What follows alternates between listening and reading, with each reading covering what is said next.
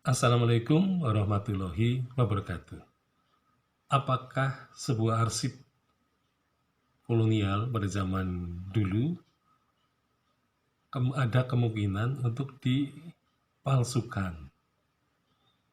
Nah, saya kira hal itu merupakan kemungkinan yang kecil sekali karena pemerintah kolonial Hindia Belanda ini sangat teliti, terutama dalam hal pengarsipan surat-surat, ya, dan mereka melakukan kontrol, ya, yang teliti dari bawah sampai ke atas.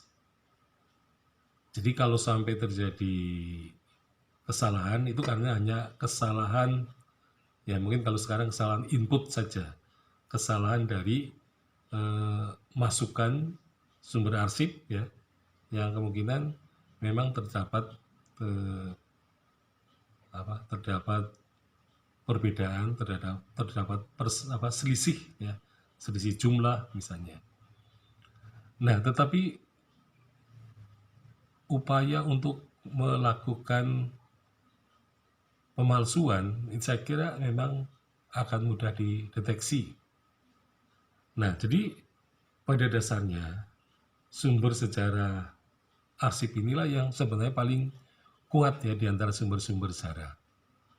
Jadi yang memang orang seringkali menjadi sangat sombong, terutama sejarawan yang terlalu memuja keberadaan arsip atau dokumen, sehingga mereka kemudian mengatakan no dokumen, no history, no history, no dokumen, ya. Jadi tidak ada dokumen, tidak ada sejarah.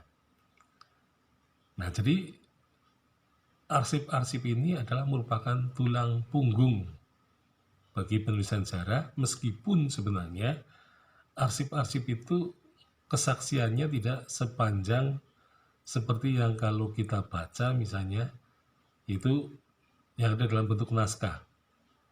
Jadi kalau naskah itu disajikan dalam bentuk yang panjang, maka narasinya menjadi mungkin, ya, narasinya menjadi bertele-tele gitu, ya.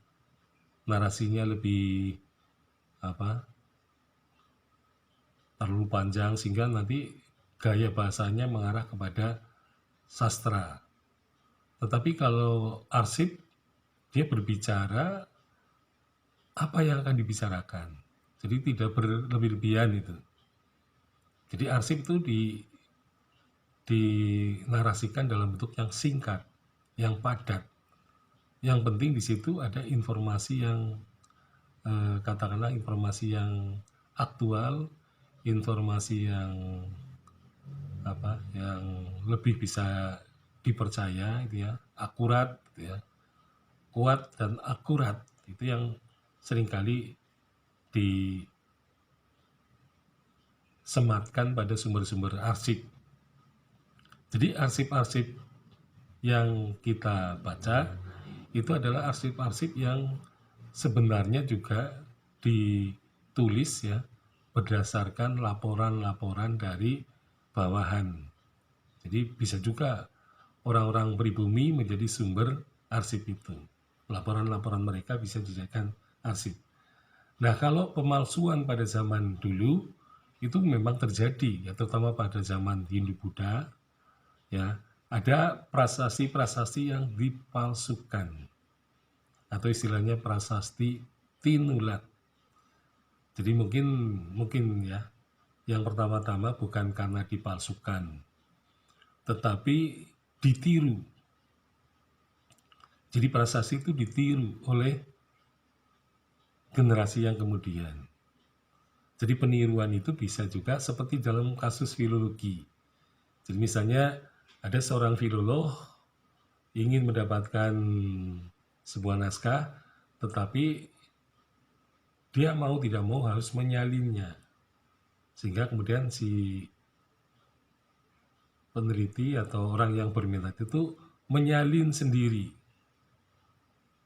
Nah, begitu pula orang yang senang dengan isi sebuah prasasti, bisa saja dia menyalin prasasti itu untuk kepentingan dirinya sendiri.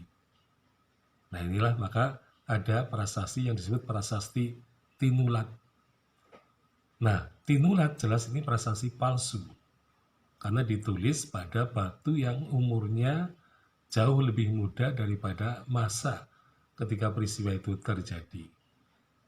Nah tetapi memang maksud atau tujuan untuk memalsukan sebuah prasasti memang kelihatannya merupakan sesuatu yang sangat berat ya.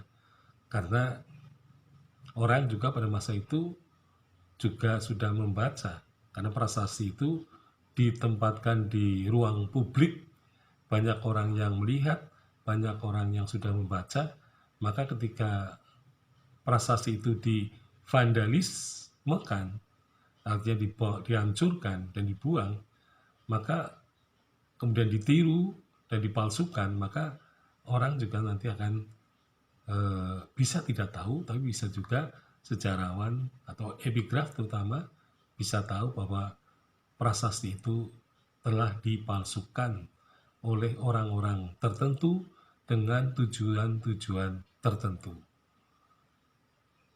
Sekian, Assalamualaikum warahmatullahi wabarakatuh.